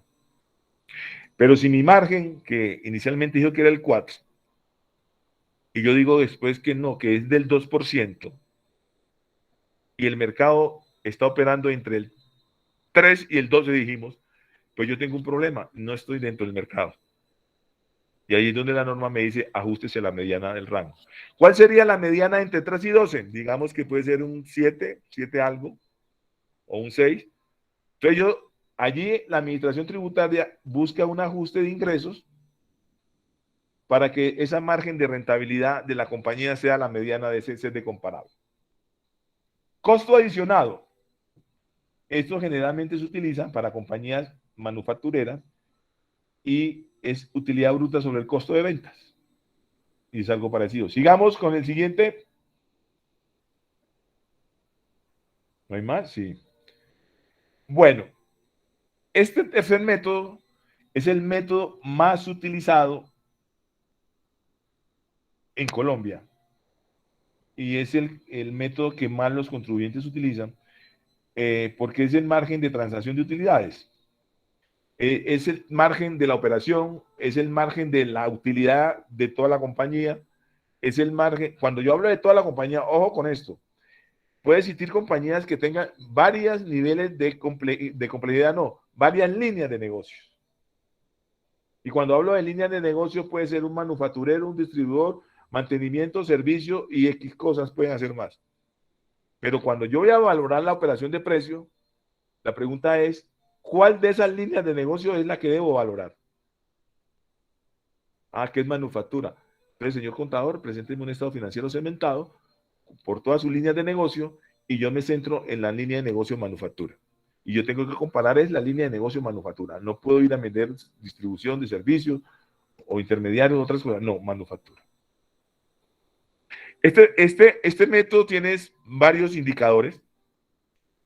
No sé si más adelante están, espero que sí. Bueno, si no están, yo los voy diciendo. El margen de transacción de utilidades puede utilizar la utilidad operacional sobre las ventas, utilidad operacional sobre venta, puede utilizar la utilidad operacional sobre costo más gastos, puede utilizar la utilidad operacional sobre los activos totales productores de renta, que se llama el ROA. Pero ustedes dirán, ¿y cuándo utilizo uno y cuándo utilizo el otro? Dependiendo de la operación. Dependiendo de la operación y las características de la compañía.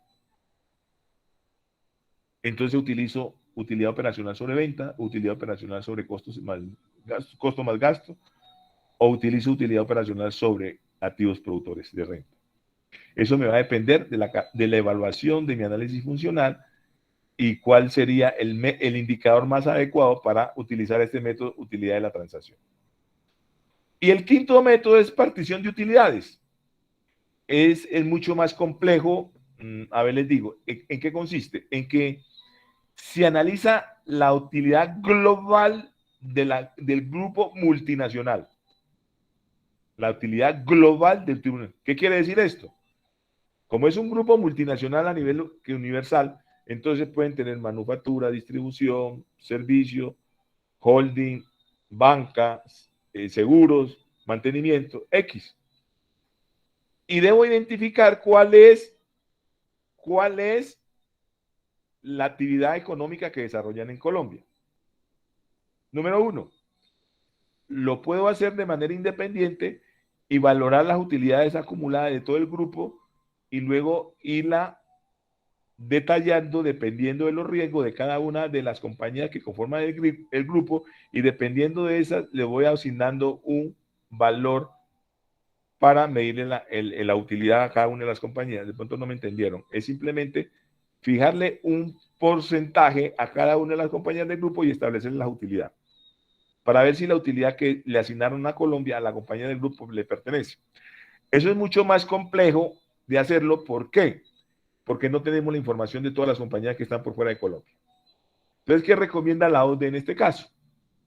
Recomienda que tomemos la información financiera de la compañía colombiana y la saquemos del grupo, la extraigamos del grupo y la valoremos de manera individual. ¿Y qué es valorarla de manera individual? Pues buscarle comparables por fuera del grupo, independientes, y establecerle el análisis que venimos hablando y hacerle una valoración de manera independiente a la compañía del grupo y establecerla si está dentro o fuera del mercado. Se llama partición de utilidades. Esos son los 5 métodos y vuelvo y repito, el método más aconsejable y más hábil para comparar una operación de precio es el método precio no controlado. Siguiente.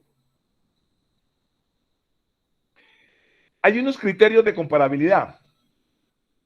Y cuando hablamos de comparabilidad, yo debo hacer que se parezca esa compañía, la mía, a las otras. Entonces hay una serie de ajustes que ustedes me van a entender muy claramente porque todos son contadores. Algo que se llama ajustes técnicos. ¿Y en qué consisten los ajustes técnicos? Pues ajusto los inventarios y las cuentas por cobrar y las cuentas por pagar. ¿Por qué? Porque como yo compro a crédito y vendo a crédito, mis cuentas por cobrar pueden estar oscilando entre 90 y mi cuenta por pagar también en 90 y mi inventario, mi rotación puede estar en 45 días. Pero ¿qué pasa con mis comparables? ¿Y qué tal que mis comparables vendan a contado o vendan a 180 días. Entonces, ahí hay un ajuste técnico. Si yo estoy vendiendo a 90, entonces todos los pongo a vender a 90. Eso se llama un ajuste técnico. Todos los pongo a 90 y ahí voy a generar un ingreso operativo desde el punto de vista de darle un valor a un ingreso operacional por una retribución que no recibo al vender a 90 días mis inventarios. Y con la cuenta por pagar pasa lo contrario.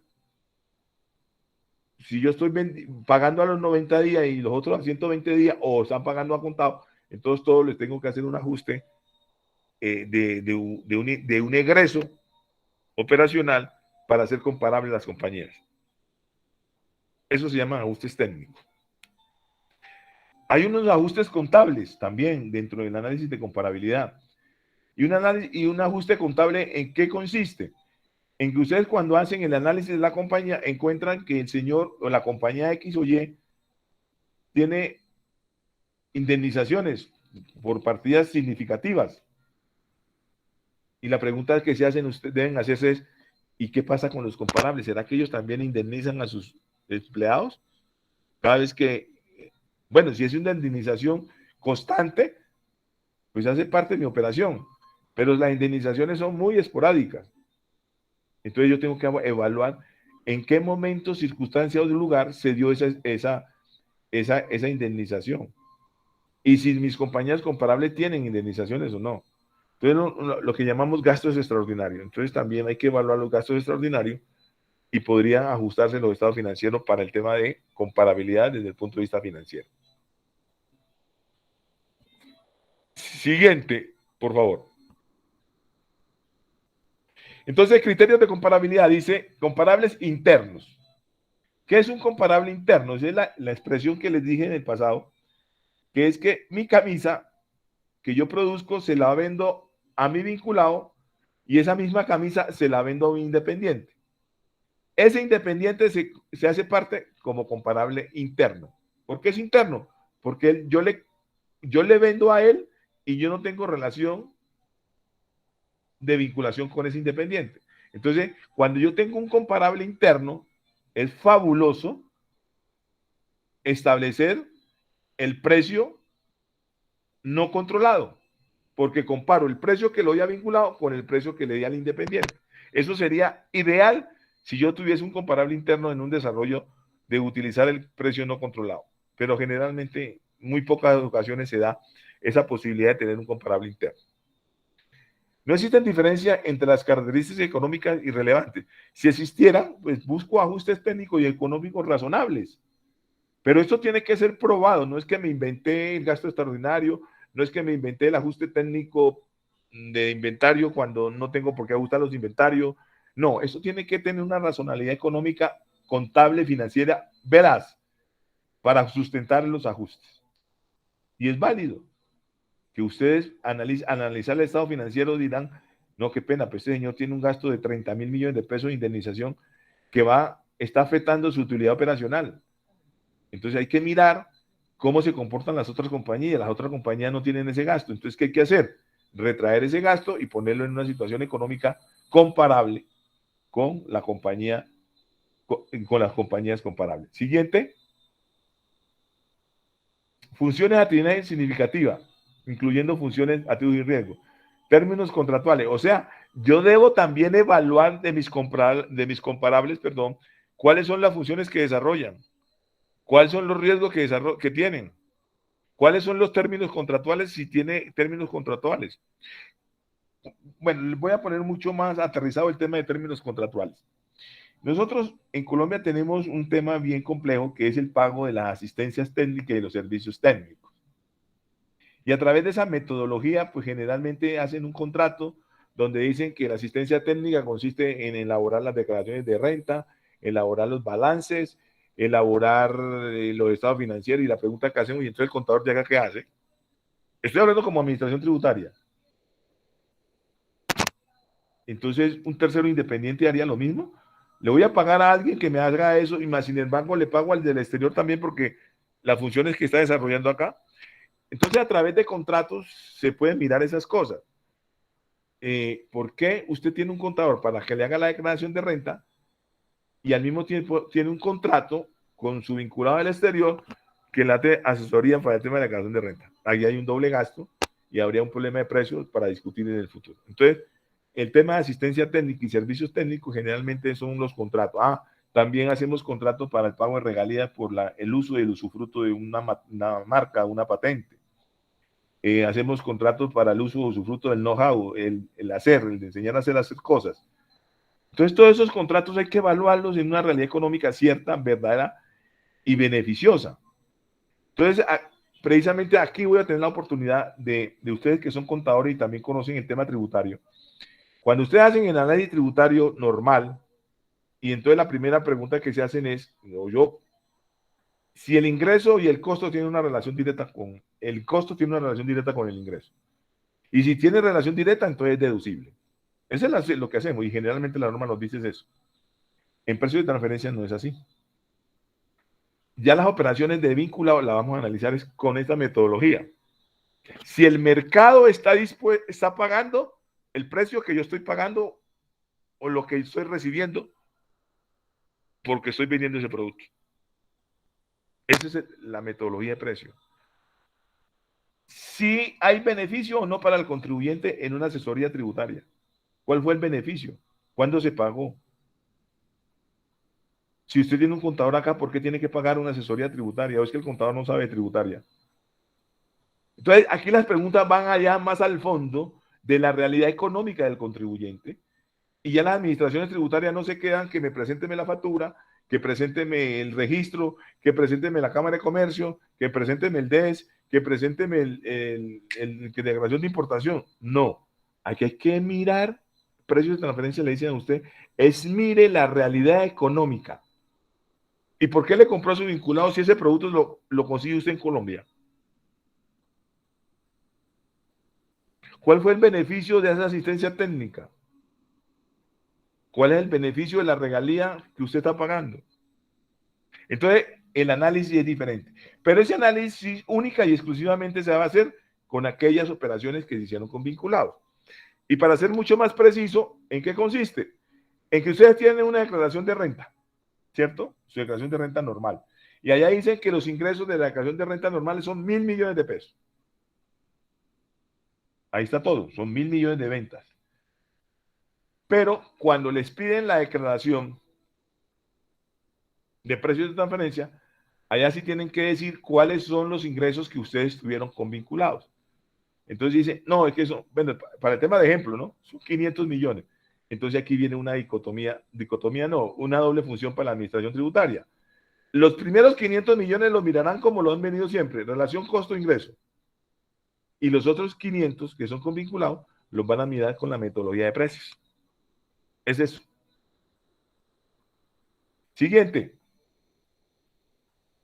Ajustes técnicos, ya me adelanté, aquí está, las cuentas por cobrar, las cuentas por pagar, y es obvio. Si yo lo que hago es reconocer en una realidad económica cierta que mi estado financiero no está. Yo no reconozco en mi estado financiero la financiación que dan mis proveedores a mí, o lo que me dan a mí, o lo que yo recibo de ellos. En precio de transferencia lo que hace es reconocer ese ingreso y costo por esos proveedores o esos deudores. Es ajustar el estado financiero a la realidad económica de las casas. Siguiente.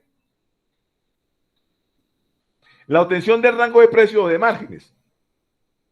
Entonces, vuelvo y repito. Digamos que vamos a valorar una operación de petróleo. Y el precio del petróleo, el señor dice que vendió petróleo durante todo el año. Entonces ya tengo un problema, porque no tiene un precio. El precio no es fijo en todo entonces lo que yo tengo que hacer es un rango de precios. Entonces puedo establecer un promedio, eso se puede hacer, un promedio a través de la bolsa de valores, un promedio del precio del petróleo de enero, promedio, cómo se comportó la bolsa en enero, en febrero, en marzo, en abril, en mayo, y esos promedios los junto y establezco un promedio anual. Pero al mismo tiempo viene algo que ustedes deben conocer, que es el rango intercuartil. ¿Sí han escuchado eso? El rango intercuartil es que tengo 12 meses y establezco una mediana de esos 12 meses. Posiblemente desechar es dejar de lado los extremos tanto a la derecha como a la izquierda, y me quedo con las observaciones o con las muestras centrales, el 50% central de las muestras. Y ahí establezco un rango de precio. Pero para hacerlo menos complejo, para hacerlo sencillo, no tan complejo, todo el año, suponga que el señor vendió el petróleo solo en febrero del año. Entonces hay que identificar febrero de qué fecha. Y las bolsas de valores, usted sabe que oscilan a las 10 de la mañana, ya hay un precio, a las 11 hay otro precio, a las 2 de la... Yo puedo establecer un rango de precio del día con un límite inferior, un límite superior y una mediana, con los datos que a través de bolsa de valores. Y ahí establecí un rango de precios. ¿Listo? Pero que resulta que no puedo por precio, es márgenes. Entonces, cuando yo hablo de márgenes, entonces ahí sí yo tengo que ir a buscar compañías comparables que se parezcan a mí. Soy manufacturero, soy de servicios, soy de seguros, entonces tengo que ir a las compañías comparables. Y a través de una metodología de márgenes de rentabilidad, utilizando una utilidad sobre las ventas o una utilidad operacional sobre costo más gasto, establezco un rango de comparable. Siguiente. Y la conclusión final del contribuyente para la administración es que evaluados sus precios o evaluados sus márgenes de utilidad del contribuyente se encuentran dentro del rango de plena competencia. Estos serán considerados acorde a los precios o márgenes utilizados en operaciones entre partes independientes, porque debo compararme es con independiente. Ojo con lo siguiente, que es muy común, que los contribuyentes hacen comparables con sus vinculados. Eso no es factible, porque el riesgo de la vinculación obviamente distorsiona los precios. Hay que compararse es con independientes. Y también dice la norma, si los precios o márgenes de utilidad del contribuyente se encuentran fuera del rango, es el ejemplo que les dice, la norma dice ajústese a la mediana del rango, bien sea de precios o bien sea de márgenes de rentabilidad. En conclusión, eso es precio de transferencia. Entonces, para yo analizar precio de transferencia, debo hacer primero un análisis funcional de la compañía, bien sea el producto o de la compañía, pues para mirar si es precio o es margen. Debo hacer un tema de comparabilidad, debo hacer unos ajustes si se requieren, debo establecer un set de comparables y un set de comparables y un set de comparables frente a la compañía colombiana, bien sea de precio o de márgenes, y terminar diciendo estoy dentro o por fuera del rango. Si estoy por fuera del rango de set de comparable, debo ajustarme a la mediana del rango. Otra precisión, la norma de nosotros, antes de la 1607 de 2012, solo hablaba de rango intercuartil. Y eso era mucho más complejo para los contribuyentes porque, vuelvo y decir, si ubíquense en una campana de Gauss. En la campana de Gauss, cuando yo separo esa campana en 4 cuartiles, el intercuartil es precisamente los cuartiles del centro y desecho los cuartiles de los lados. Eso hace más estrechos los rangos y mucho más complejo que los contribuyentes entren al rango de mercado. Pero la norma cambió posteriormente y le dijo, establezca rango de plena competencia. ¿Qué es rango de plena competencia? Si yo establecí un set de comparables de 12 compañías y considero que esas 12 compañías son comparables con mi parte analizada, entonces los dejo. Eso se llama rango de plena competencia. Son los 12. El set comparable, todos son comparables. Pero eso tiene un riesgo. ¿Y cuál es el riesgo?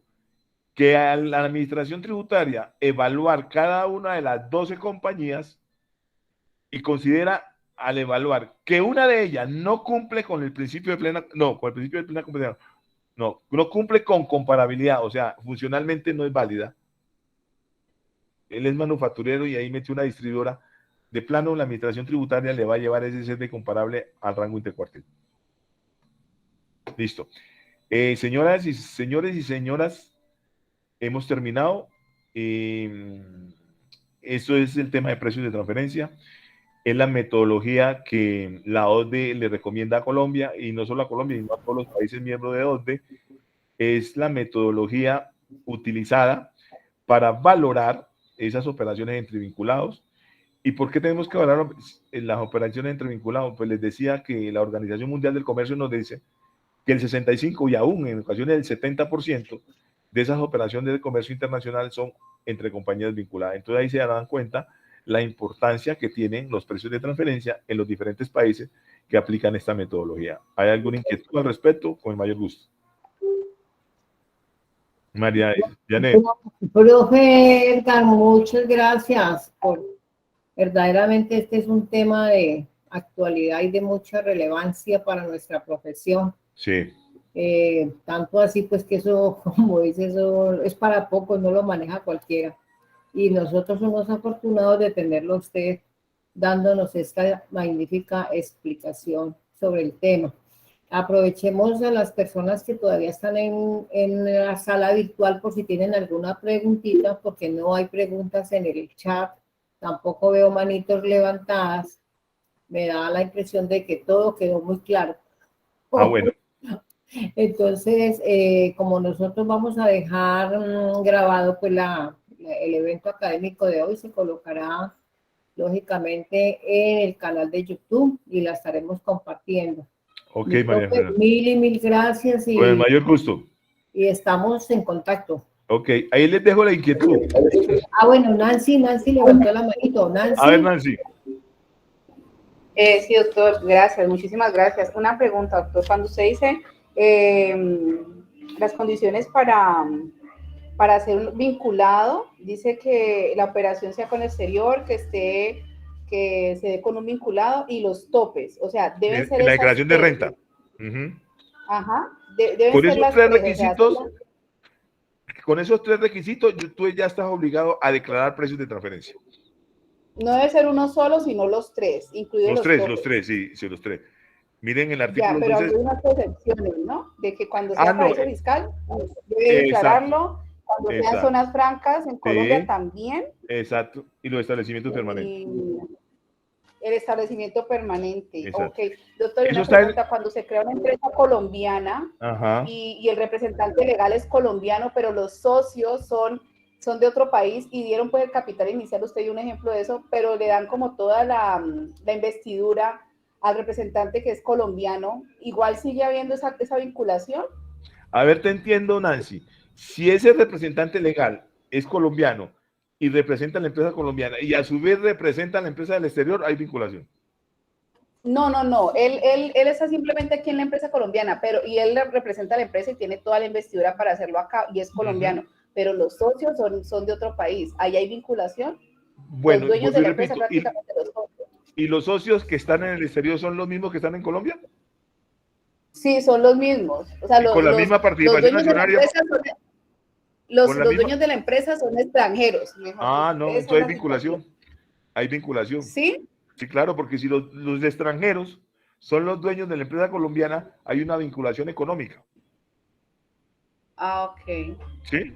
Okay. Ahora, esa vinculación económica sí tiene que superar el 50% entre las partes, ¿no? Ahí te invito para ser mucho más preciso, pues ya forma de detalle, como estás preguntando, de manera general, yo encuentro vinculación. Pero ustedes que conocen el tema en la particularidad, en las características propias de la compañía colombiana, te invito a que te leas el artículo 260-1 del Estatuto Tributario y ahí te va diciendo si la participación es del 50% entre los esposos, entre la compañía A y la B, entre la matriz y las compañías filiales y sucursales. Hay como 17 posibilidades de vinculación económica, entonces ya las características propias pues dependerá de cómo está cada una de conformada la constitución del capital social de las compañías. Pero si tú me dices que la de afuera es la dueña de la colombiana, hay vinculación. No es la de afuera. Ellos vinieron y crearon una empresa aquí en Colombia, independiente, y el representante es colombiano, pero ellos que son extranjeros son los dueños de esa empresa. ¿Y hay alguna actividad entre la compañía colombiana y los socios en el exterior? A veces la persona aquí de Colombia le hace trabajos a ellos, entonces hay que cobrárselos. Ojo con eso, porque si hay alguna relación económica de venta de bienes y servicios entre los socios de afuera con la compañía colombiana, podría de pronto estar inmersos en precios de transferencia. Okay, pero no tienen topes, no tendrían que presentarlos, no tienen topes. No, la declaración de renta de la colombiana. La obligación es para la colombiana de precios diferenciados, no para el exterior. Ok, sí, pero Ok. no, si no tiene topes no tendría que presentarla. Sí, Ah, lo que usted si me los explicaba. topes, bueno, sí, eso sí. Si los topes en la declaración de renta, buena pregunta. Si los topes en la declaración de renta no cumplen con los 100.000 VT en patrimonio bruto, ni 61.000 en los ingresos brutos, así haya una operación de precio, no hay que presentar declaración de precio. Pero no es óbice, ojo, no es óbice para que en un momento determinado la administración tributaria sí les puede decir, bueno, esta operación, ¿por qué la hicieron de esta manera? Pero no están obligados a presentar la declaración de precio. Ok, doctor. ¿Ok? Bueno, muchísimas gracias. Con el mayor gusto. Muchísimas gracias. ¿Alguna otra inquietud? No, mi profe, solo Listo. darle las gracias y por este espacio y esperamos volverlo a tener nuevamente por acá. Ok, María. Muy Gracias. amables, que tengan una feliz noche y les Gracias. dejo la inquietud de las normas internas, sobre todo para el tema de formalidad, que es lo que normalmente ustedes utilizan. Ya la complejidad en la última parte, pues ahí miramos cuándo nos podemos poner de acuerdo para entrar mayor en detalle este tema. Muchas gracias, profe Edgar. Bueno, muy amable, que tengan una buena noche. Que tengan buena Chao. noche todos y gracias. Muchas gracias a todos, doctor, doctora. Feliz noche a todos. Gracias, lo mismo, doctora Maja, muchas gracias, doctor, gracias. Bendiciones. Muchas gracias a todos.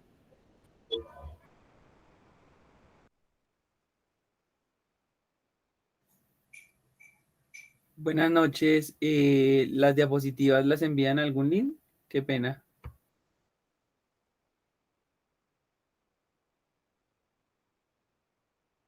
¿Quién pregunta? ¿Quién pregunta? Yo, Juan Carlos. Ah, Juan Carlos, ahí en el link en el chat de esta conferencia quedó escrito de que la página web de la comunidad contable Maja, ahí se coloca. No solo en el canal de YouTube y en la página de las memorias. Vale, gracias, Maja. Dios te Aquí de bendiga. todas maneras lo vuelvo a colocar para que tomen mi nota de número del celular y me mandas un mensajito al WhatsApp. Vale, perfecto, Maja. Sí, ya he trabajado contigo.